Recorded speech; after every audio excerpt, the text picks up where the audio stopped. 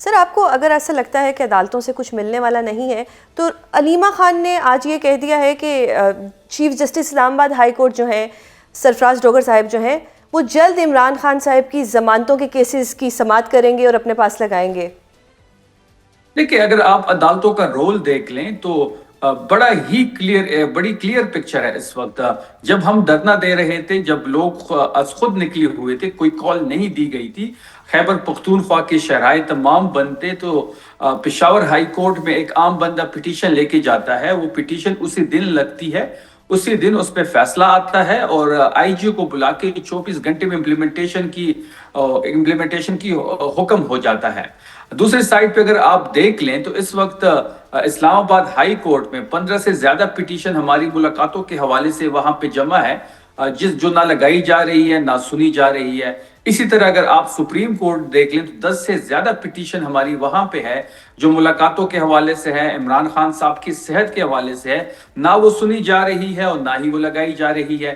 200 سے زیادہ پارلیمنٹیرینز نے ایک پٹیشن سائن کی جس میں اسلام آباد ہائی کورٹ میں بھی اور سپریم کورٹ آف پاکستان میں بھی ملاقات کے حوالے سے، عمران خان صاحب کو طبی سہولیات دینے کے حوالے سے ابھی تک وہ پٹیشن نہیں لگی۔ یہ دوہرا معیار ہے، انصاف کے جو تقاضے پورے نہیں ہو رہے، تحریک انصاف پینلائز ہو وہاں پہ وہ پٹیشن لگ جاتی ہے، جہاں پہ تحریک انصاف کے حق کو اپنا حق مانگتی ہو تو وہاں پہ وہ پٹیشن نہیں سنی جاتی، نہیں لگائی جاتی۔ جو دوہرا معیار ہے وہ آپ کے سامنے ہے۔ لیکن آج علیمہ بی بی نے بھی ایک بیان دیا کہ یہ عمران خان صاحب کو ضمانت مل سکتی ہے اور اس کے بعد ان کو الشفا ہاسپٹل شفٹ کیا جا سکتا ہے، تو آپ کو لگتا ہے کہ ہائی کورٹ میں اگر آپ کی پٹیشنز جو کہ لگ ہی نہیں رہی، ڈیٹس ہی نہیں مل رہی، اگر وہ لگ جاتی ہیں تو وہاں سے ضمانت خان صاحب کو مل سکتی ہے؟ آپ لوگ پر امید ہیں؟ دیکھیے ان کیسز میں تو کچھ بھی نہیں ہے، جو عمران خان صاحب کے اوپر کیسز بنائے گئے ہیں ان کیسز کی حقیقت سے کوئی لینا دینا ہی نہیں ہے۔ یہ اگر میرٹ پہ فیصلے ہونے لگے تو 2 دن میں تمام تر جو درخواستیں ہیں، جو مقدمات ہیں، وہ ختم ہو سکتی ہیں۔ آپ نے یہ بھی دیکھا ہوگا کہ اس وقت عمران خان صاحب کی صحت کا ایشو بنا ہوا ہے، اور صحت کا جو ایشو ہے وہ بالکل اس میں فیملی جو ہے درمیان میں آئے گی، جو فیملی کی جو ڈیمانڈز ہوں گی وہ پوری کرنی چاہیے، اور تحریک انصاف اس ڈیمانڈ کے ساتھ کڑی ہے۔ فیملی یہ کہتی ہے کہ فیملی کے زیر نگرانی ان کے ذاتی معالج کے ساتھ ان کو الشفا انٹرنیشنل ہاسپٹل شفٹ کیا جائے اور وہاں پہ ان کا علاج ہو، لیکن حکومت اپنی ضد اور اپنی انا پہ اڑی ہوئی ہے۔ جب ہماری گورنمنٹ تھی، نواز شریف کا جب ایشو بنا تھا، جب اس کو پاکستان کے ایک ہاسپٹل میں، سرکاری ہاسپٹل میں شفٹ کیا گیا تھا، تو اس سے اگلا کمرہ جو تھا وہ مریم نواز کو دیا گیا تھا۔ ڈاکٹر عدنان ان کا ذاتی معالج تھا، وہ ان کے ساتھ رہتا تھا۔ پھر جب پلیٹلیٹس کا ایشو بنا تو اس کی پسند کا ملک دیا گیا، پسند کا ہاسپٹل دیا گیا اور پسند کا ہی شہر دیا گیا۔ وہ الگ بات ہے کہ 4 سال وہاں پہ مقیم رہے، انہوں نے کوئی علاج نہیں کیا، سیاسی انگیجمنٹس کرتے رہے، لیکن ہمارے ٹرم پہ جب عمران خان صاحب کی بات آتی ہے تو عدالتوں کے جو حالات ہیں وہ بھی آپ کے سامنے ہیں، نہ پٹیشن لگائے شفیع جاتے سر، اب ہیں یہ نہ سنے جاتے ہیں۔ ڈسکریمنیشن آپ دیکھ رہے ہیں کہ آپ کو لگتا ہے کہ ڈسکریمنیشن ہو رہی ہے، ایسی صورت میں پھر دھرنا کیوں ختم کیا پارلیمنٹیرینز نے؟ آپ لوگ پریشر بنائے رکھتے، دھرنا دیے رکھتے، حکومت کے اوپر کوئی نہ کوئی اثر تو پڑنا تھا۔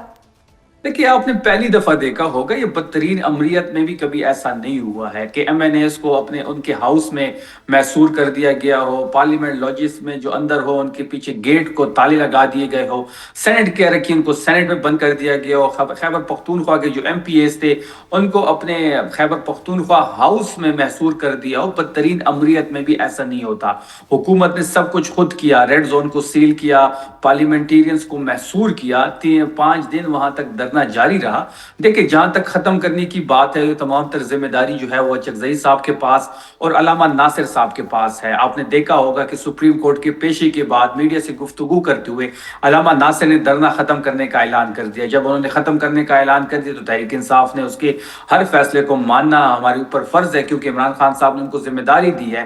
ایک تو رمضان آ رہا تھا، دوسرا یہ کہ ہم یہ چاہتے ہیں کہ رمضان کے بعد ہم بھرپور طریقے سے واپس آئے، بھرپور قوت سے، بھرپور طاقت سے، انشاءاللہ اس کے لیے ہم ری گروپنگ کر رہے ہیں۔ اگر میں آپ کی بات کو سمجھوں تو یہ جو دھرنا ناکام ہوا ہے اس کی ذمہ داری محمود خان اچکزئی صاحب پہ اور علامہ راجہ ناصر عباس صاحب پہ آتی ہے، کیونکہ کل ہمارے پروگرام میں نعیم حیدر پنجوتا صاحب نے یہ کہا ہے کہ اس دھرنے کا کوئی امپیکٹ نہیں آ رہا تھا، اس لیے ہمیں ختم کرنا پڑا۔ دیکھیں ڈرنا ناکام ہونا یا کامیاب ہونا یہ ایک الگ بحث ہے. ہم نے کیا حاصل کیا؟ ہم نے کافی ساری چیزیں حاصل کی. دیکھیں جب ریڈ زون سیل ہوتا ہے تو پوری دنیا میں نیوز بنتی ہے. وہ بنی عمران خان صاحب کی صحت کے ایشو کو انٹرنیشنل میڈیا نے اٹھایا. اس کے ساتھ ساتھ آپ نے تمام تر سوشل میڈیا دیکھا ہوگا جو کہ اسی پہ فوکس تھا. جو ہم آواز اٹھانا چاہتے تھے, جو ہم اپنے ایک ایشو اپنی آواز دنیا تک پہنچانا چاہتے تھے, اس میں ہم کامیاب رہے. اب جب تک اس کی امپیکٹ کی بات ہے تو دیکھیں جب پارلیمنٹیرینز کے ساتھ ایسا ہو رہا ہو, کیونکہ یہ جنید اکبر خان صاحب نے کہا تھا کہ پارلیمنٹیرینز تمام اسلام آباد پہنچے اور یہاں پارلیمنٹ کے سامنے اور سپریم کورٹ کے سامنے دھرنا ہوگا. لیکن پھر جو ہوا وہ آپ کے سامنے کہ جس طریقے سے تالے لگائے گئے, گیٹس بند کر دیے گئے, محصور کر دیے گئے. اتنا ڈر ہے 200 سے 250 پارلیمنٹیرین کا کہ وہاں پہ پریزنس وینز آ گئی, پولیس آ گئی, دکم پیل ہوئی. یہ ساری چیزیں آپ کے سامنے ہیں. جو چیزیں ہم حاصل کرنا چاہتے تھے وہ ہم نے حاصل کر لی ہیں. اب ایک تو رمضان اور دوسرا ہم چاہتے ہیں کہ ہم دوبارہ بیٹھیں, سیاسی ہماری قیادت بیٹھے, صوبائی قیادت, مرکزی قیادت بیٹھے اور ایک بھرپور طریقے سے انشاءاللہ دوبارہ ہم آئیں گے بھرپور طاقت سے, بھرپور قوت سے اور ایک نئی پلاننگ کے ساتھ. لیکن شفیع جان صاحب, یہ اس وقت اسلام آباد کے علاوہ اگر میں پشاور کی بات بھی کروں تو پشاور ہائی کورٹ نے انٹروین کیا, حکم نامہ دیا اور اس حکم نامے کی روشنی میں آئی جی نے سڑکیں بھی کھلوا دیں.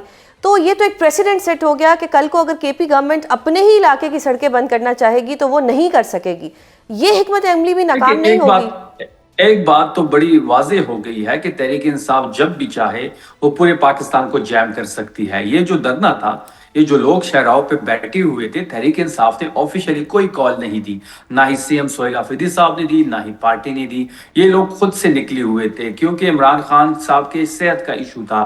تحریک انصاف خیبر پختونخوا جو ہے وہ اس کا گڑھ ہے, قلعہ ہے, اور یہاں پہ جو لوگ نکلے تھے وہ عمران خان صاحب کے چاہنے والے تھے. وہ ان کو تشویش تھی.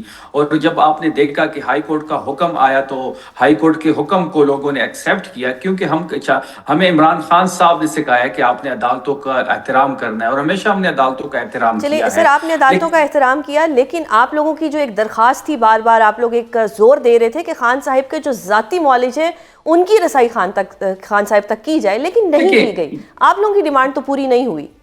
دیکھیں جہاں تک رسائی کی بات ہے وہ ان کا بنیادی حق ہے.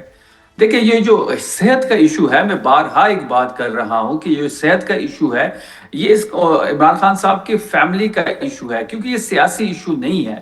تو فیملی جو چاہے گی, جو علیمہ خانم صاحب کی ڈیمانڈز ہیں, جو وہ مطالبات رکھیں گی, جس طرح ڈاکٹر عظمیٰ اور ڈاکٹر نوشروان کا مطالبہ ہوا, ڈاکٹرز کے نام دیے گئے, ڈاکٹر عاصم یوسف کا نام دیا گیا, یہ ان کے جائز مطالبات ہے اور تحریک انصاف اس کے ساتھ کڑی ہے. لیکن یہ مطالبات مانے نہیں جا رہے, ہٹ درمی ہے, ضد ہے, انا ہے.